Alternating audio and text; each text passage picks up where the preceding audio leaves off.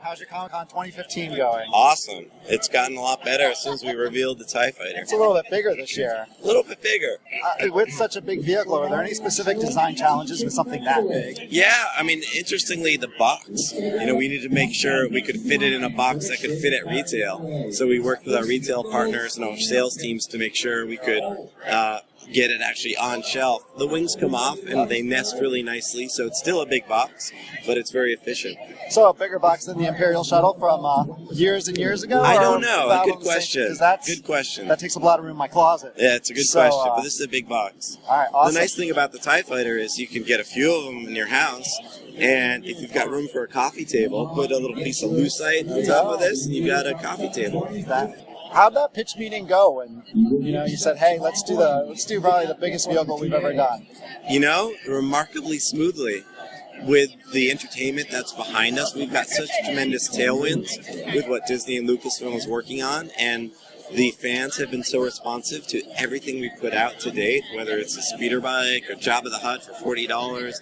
So the response has been terrific. It made perfect sense to take a stab at a much larger 6-inch vehicle, and now this certainly validates we made the right choice because fans are all over it. There's so much excitement. So the pitch meeting was really smooth. It was one meeting, one pitch, and it was a thumbs up from day one. Things don't happen in one meeting. This one did. That's awesome. This one did. Because Black Series, thanks to the fans, has so much momentum right now, it's one of the most popular lines in the Hasbro Star Wars lineup, that when our team, the design team, came to the table, they have so much credibility internally in our company because the line has been doing so well, because the fans really enjoy it, and they speak from a place of expertise, and they said, you know what, this vehicle is going to be fantastic. We think we have to charge this type of price to get something this big and to do it right, and we all signed off. It's great. With Black Series, now that it's been rolling for 2 years now, looking back, what would you want to improve on what you've already done? I think there's been a couple figures that we could have done a little bit better in terms of paint ops and maybe sculpting. So it opens up the opportunity to get some new ones out there, some new versions of the existing characters. But we're really proud of what the team has done. I mean, the vast majority of the figures, all the vehicles and creatures have been phenomenal. There's just a handful of figures that when we look back at them now, we think, oh, yeah, we could have done that a little bit better. The fans see that. The fans have spoken, and we take that to heart. Vader, I love. Bosk is amazing. Oh, Bosk is one of the best. Leia Bouche is one of my favorites. I just picked that Phenomenal. one up. And I think the Wampa is sitting in a box waiting for me to get home to open. And now on the Wampa, how many rounds did that deco take? It took a few. I'm not going to kid you. Yeah, it took a few. But it looks amazing. Yeah, you have to get the right amount of blood on it without being too gory, right?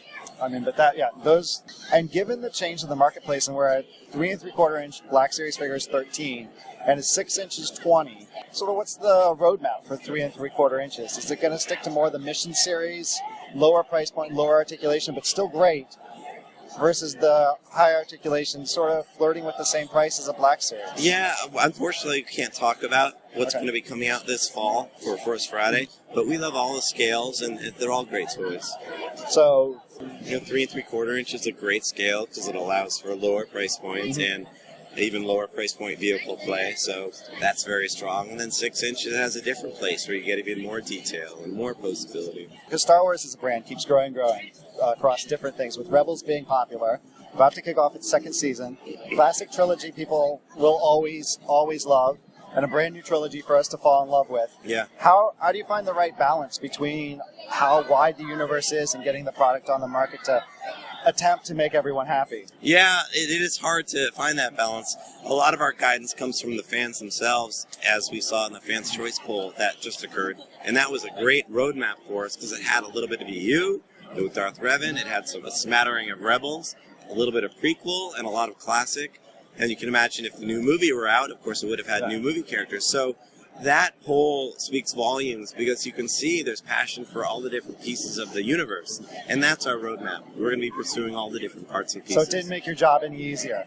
Well, we like celebrating it all. Obviously on Force Friday, we'll have a lot of The Force Awakens product out there. But once you get past Wave 1s, we'll have even more Rebels and more Classic. So it'll be similar to the rollout for episode 2 or 3, Yeah. for example, right? It'll start off heavy with the new, and then it'll balance out. Then it'll come back to... But even in Wave 1 on Force Friday, there'll be Classic product, there'll be Rebels product. It's just going to be very heavy on the new movie because that's what's so topical. And who did you vote for in the fans' choice? I am a big fan of Revan. I think it's a great choice. It's really interesting. But my vote was Sabine. Nice. Yeah, I really want to do the Sabine with 2 heads, the swappable heads. I mean, she's got a great character design. She kicks butt, and she wears Yeah. Mandalorian armor, and she's a demolitions expert. Yeah. That's a Can't go wrong. trifecta. I Right. mean, and right. especially with that Kanan. Right. That was a nice surprise in the panel, that Kanan. How challenging was it translating him from the sort of flat animation style to giving it a real spin? I'll be honest, it's challenging, but we've got a fantastic design team that works with Lucasfilm and Disney, and a lot of video conferences and phone calls and emails about how to get the sculpts just right, because it's new territory. You know, it's not just like what it looks like in the show. It's a combination of different assets in order to get it right. How much are you looking forward to Force Friday? Oh, I can't wait. What is it now, 55 days, I think? Yeah, 55, 50-something 54. days. I can't wait. We have so much to show. We're dying to show it, and the world will see it on that Friday. And when will some of the product be announced? Or will it just be a surprise? We show up in the store and You that's answered what it is? yourself. Force Friday. Force Friday is the reveal. We're very fortunate to have some reveals here at the show, the TIE and the Special Force, the Elite Pilot, and then the rest of the line we'll see on Friday. Cool. Well, thanks so much for your time. Thank I you. really appreciate it. Thank you.